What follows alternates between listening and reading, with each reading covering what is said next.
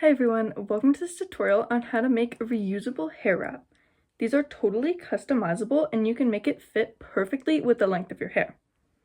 Before we begin, you'll need to choose your colors. I chose these four because they're really easy to see, but you can choose whatever you like and however many colors that you want. You'll also need some scissors and then some tape. You'll want to start off by grabbing your string and then measuring the length of your hair, and then you're gonna double that. And then just in case, I like to add a little bit more string. The length of my string ended up being about arm's length, which is clearly a lot longer than my hair, but I just like to be cautious. Now that the string is cut, we're going to measure the length of our hair again, because that is how long it is going to be. So these strands are going to be the base strands. At the end of your string, you're going to tie a knot.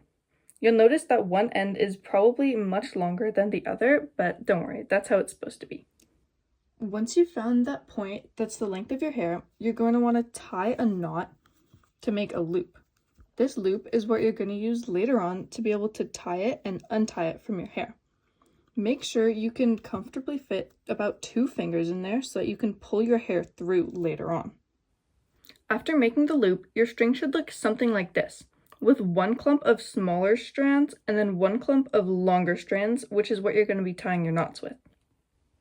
Now you're going to want to get a piece of tape and your string, and you're going to tape it right onto the table, just like that. Make sure it's nice and secure on there, and then we can start. Now that it's all secure, you're going to take your short strings and your long strings separately. You're going to want to grab your first color. I'm going to start with green, and you want to take it out of your long strings. Now that you have this one separated, you're simply going to start wrapping it around all of the strings. Just like so, you're going to wrap it, and you want to make sure it's pretty tight to the top so that there's not any gaps like that in between.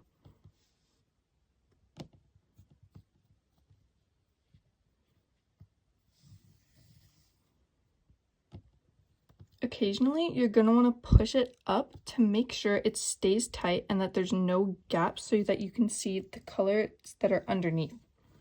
Just like that. Now that you've started, you can keep going with this same color and make it however long you want this section to be. Me personally, I don't like them to be too long. I like to get lots of patterns in.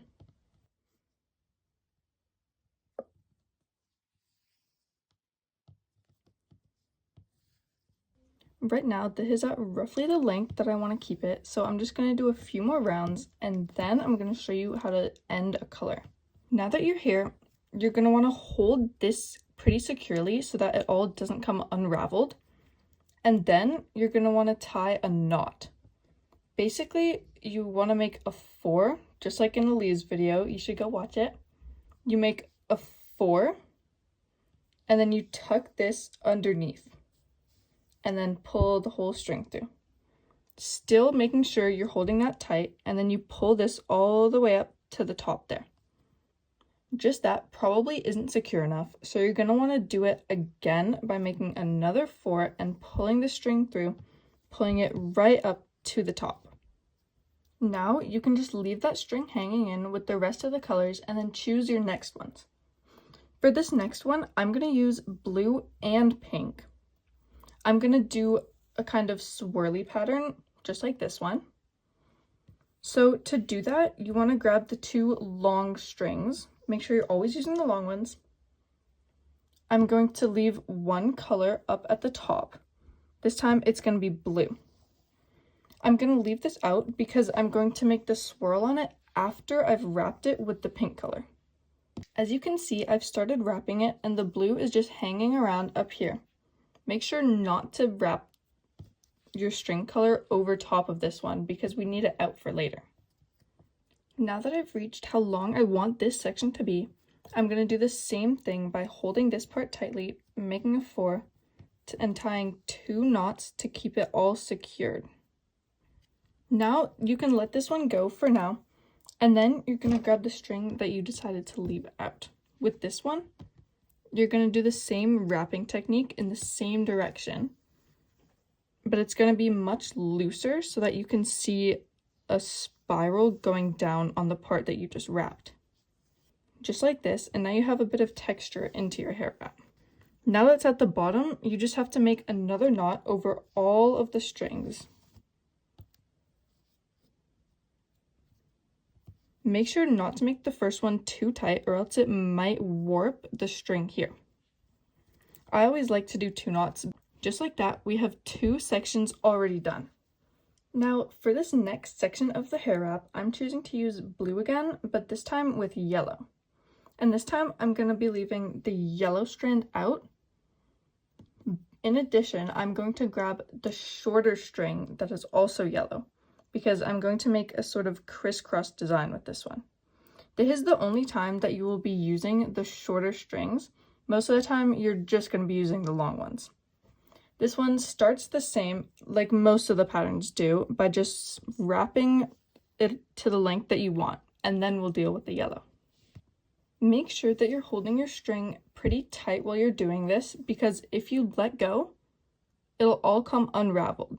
Thankfully, it's pretty easy to fix. You can just tighten it right back up, but there might be some little mishaps in between. Now that the blue is all secured, we can deal with the yellow.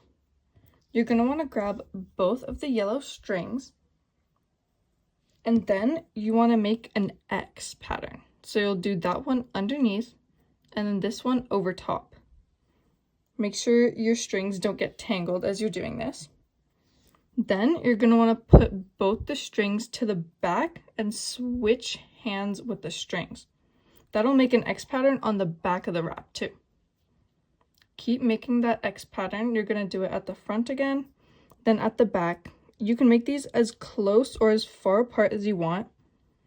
And then once you're satisfied and your string is at the bottom, you're going to want to tie it off the same way that you have the other parts.